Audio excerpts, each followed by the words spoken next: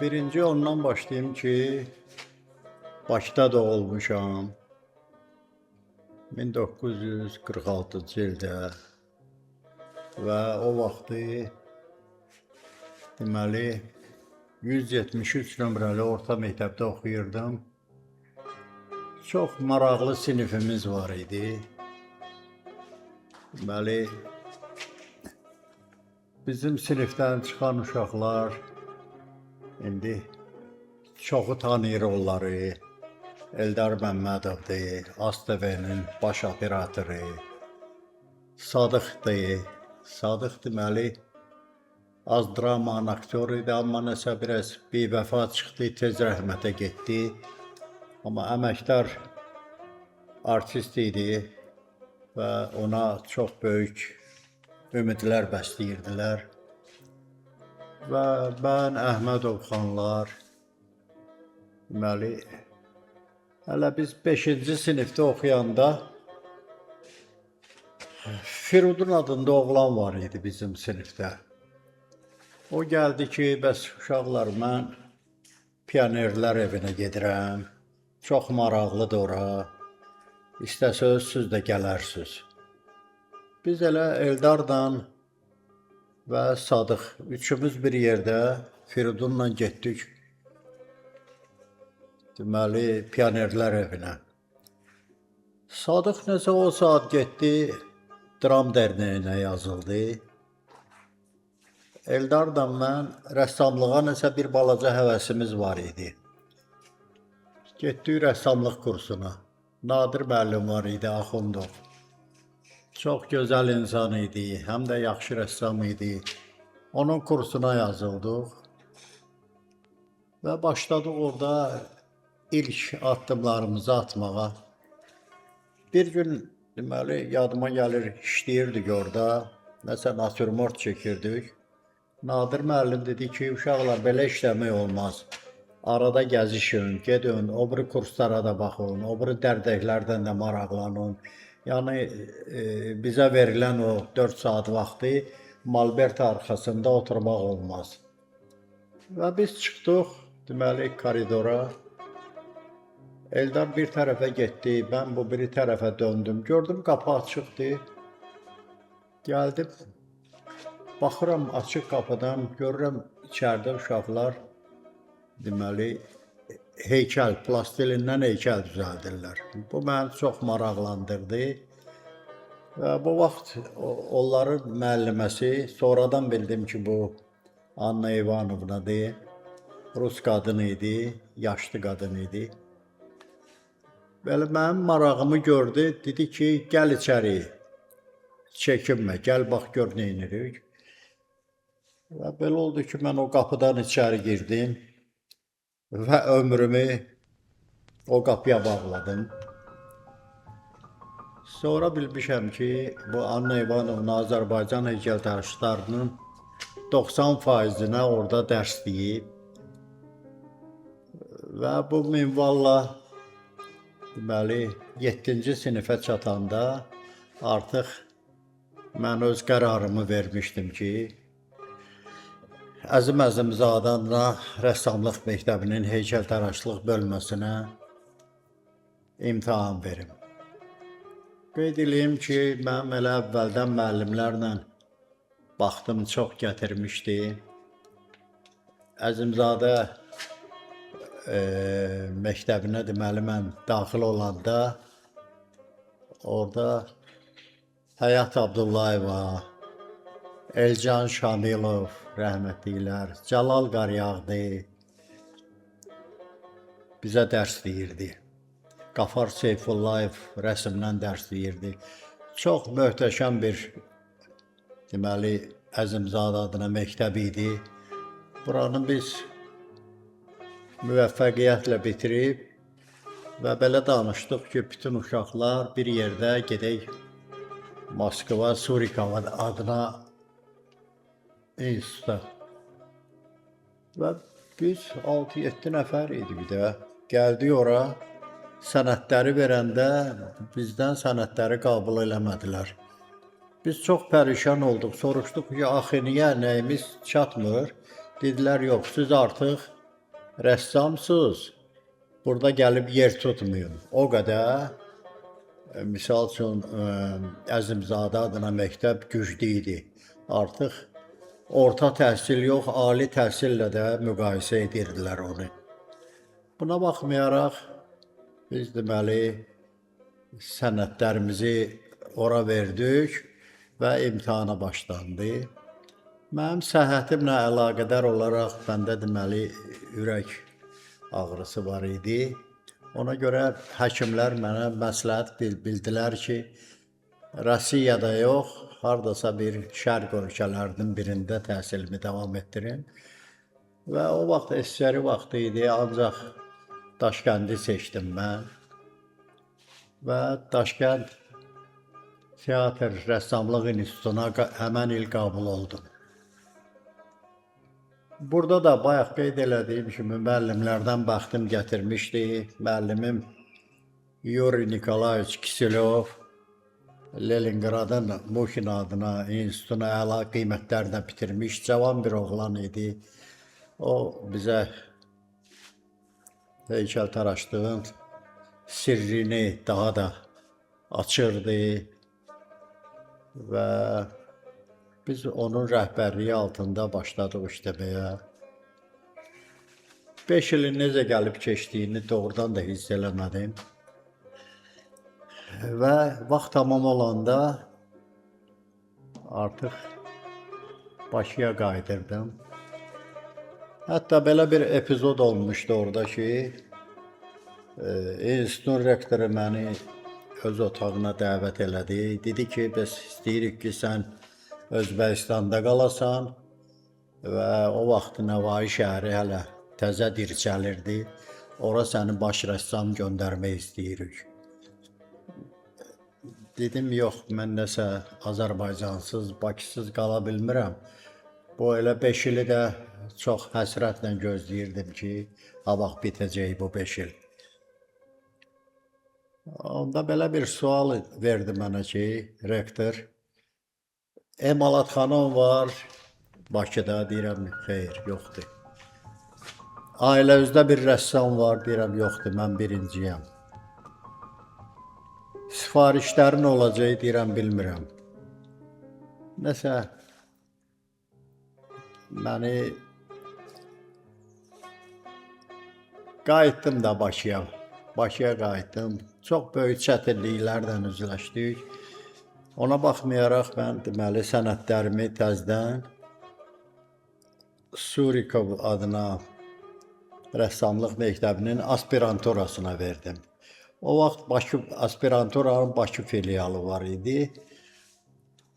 Bu filialda da bizim məşhur heykəltaraşımız Ömər Eldarov dərs deyirdi. Və mən başladım o aspiranturanı oxumağa.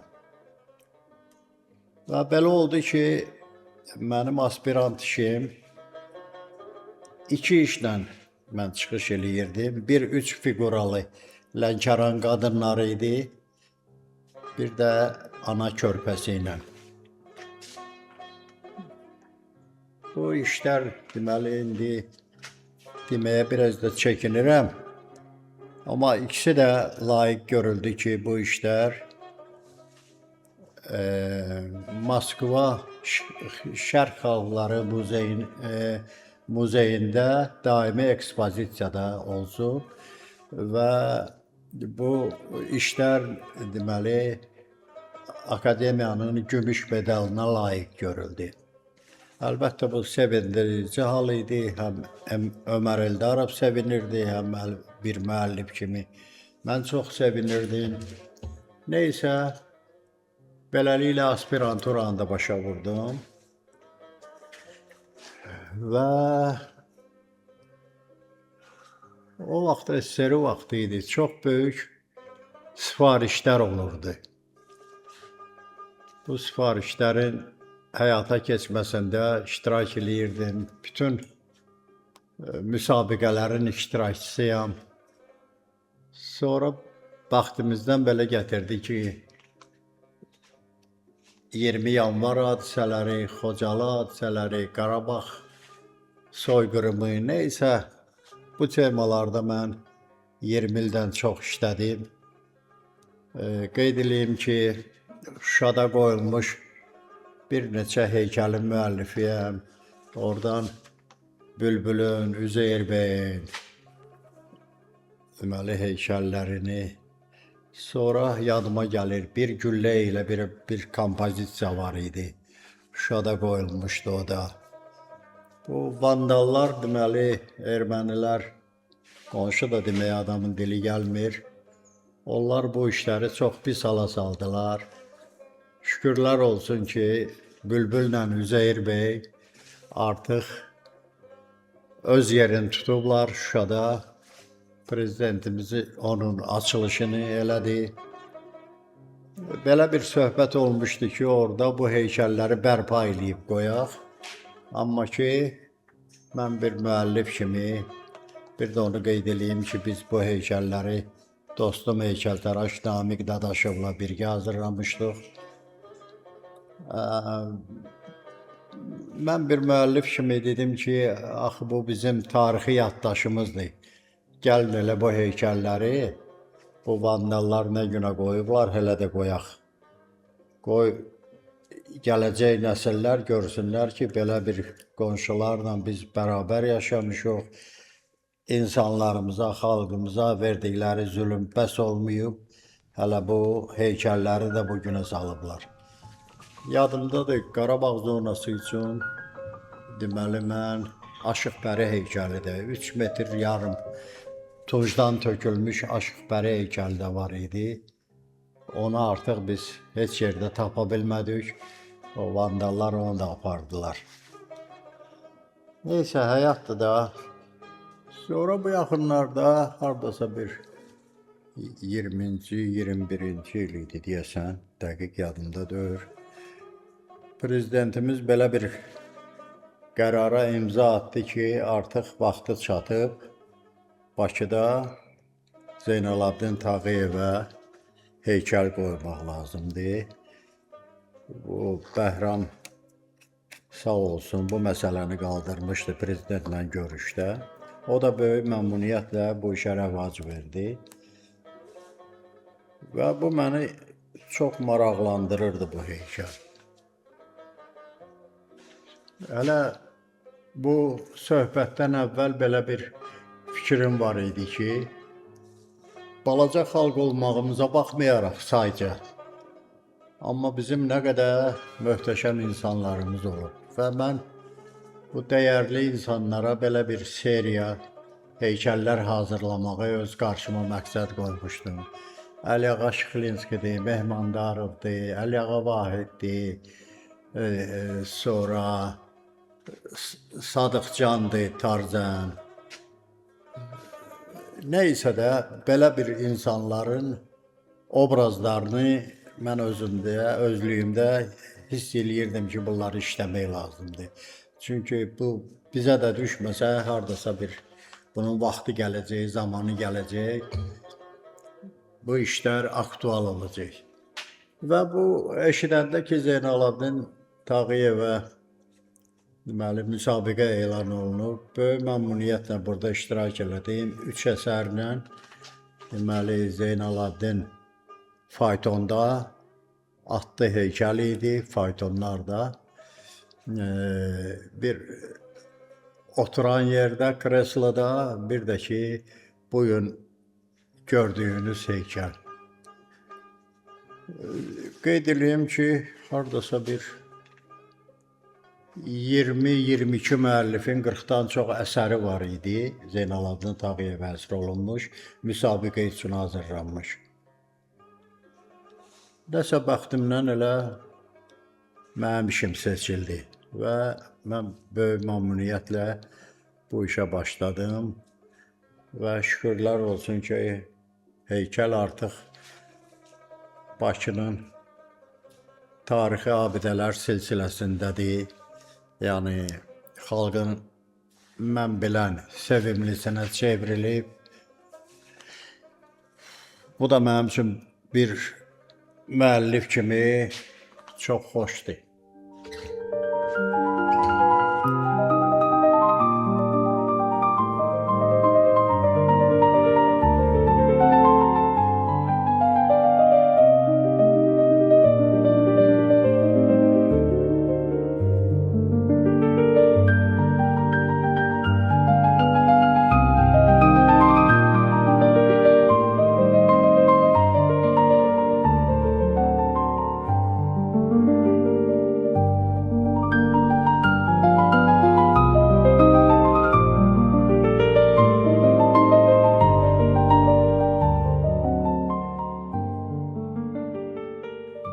heykəldən danışsaq, heykəl məsələsi çox qəliz məsələdir artıq.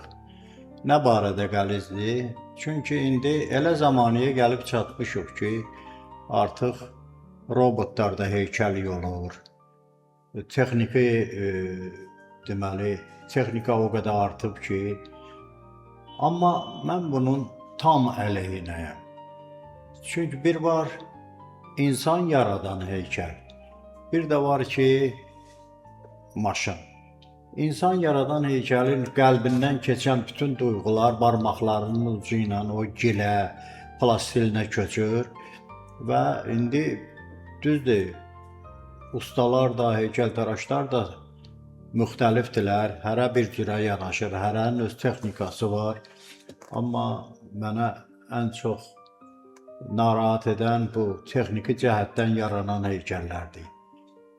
Biraz bu işlə tam yaxın olmayan adamlara xoş gələ bilir, amma ki, heykəl dili o dil deyil. Çünki biz heykəltaraşların hələ Fivinin vaxtından üzü bu yana gəlsək, Michelangelo var idi, Burdel var idi, Rodin var idi. Nə bilim, biz bunları necə inkar eləyə bilərik? Hələ Azərbaycana götürəndə çox möhtəşəm bir heykəltaraşlar pliyadası var idi ki, hansı ki, biz indi bəyənmədiyimiz realizminin Azərbaycanda banisləri də onlar. Elə götürək Ömər Eldarovdur, Cəlal Qaryağdıdır, Tokay Məmmədovdur, Fuad Abdurrahmanovdur. Bu insanlar mən deyərdim ki, Azərbaycan heykəltaraşlarının qaymaqlarıdır. Və əsas tövsiyəm odur ki, indi də mən elə Mədəniyyət və İncəsənət Universitetində dərs deyirəm. Rəssamlıqdan, rəsmdən və heykəldən. Həmişə mən tövsiyə eləyirəm ki, bu tariximizə, incəsənət tarixinə böyük maraq göstərsinlər. Bu insanların, bu korifeylərin işləri ilə yaxından tanış olsunlar. Heç bir maşın, heç bir köçürücü maddələrlə bu heykəllər yaranmır. Mən həmişə tələbələrimə bir də onu tövsiyə eləyirəm ki, siz elə bilməyin ki, mən sizi öyrədirəm, mən sizdən daha çox şey öyrənirəm. Yəni, müəllimin əsas mahiyyəti də odur ki, həm öyrətsin, həm öyrənsin. Və bir də ki, emalatxanada, sinif auditoriyalarında elə bir şərait yaratmaq lazımdır ki, uşaqlar özlərini tam sərbəst hiss eləsinlər və həmişə də deyirəm ki, bax, istədiyiniz sualı verin. Nəyi qadir olaram deyərəm, nəyi olmaram öyrənib gəlib deyərəm sizə. Yəni, bu belə bir yaradıcı atmosfer yaratmaq lazımdır. İndiki cavanlar, bəziləri görürəm ki, çox bacarıqlı, talantlıdırlar. Amma ki, bayaq qeyd elədiyim kimi o yüngül yollara qaçmağa üstünlük verirlər.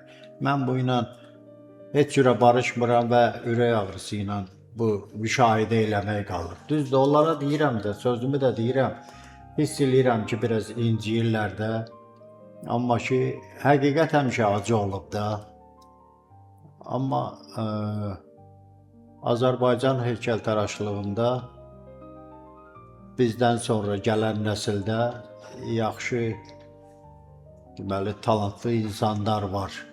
Onlara ümid bəsləyirik də. Belə, bu qədər.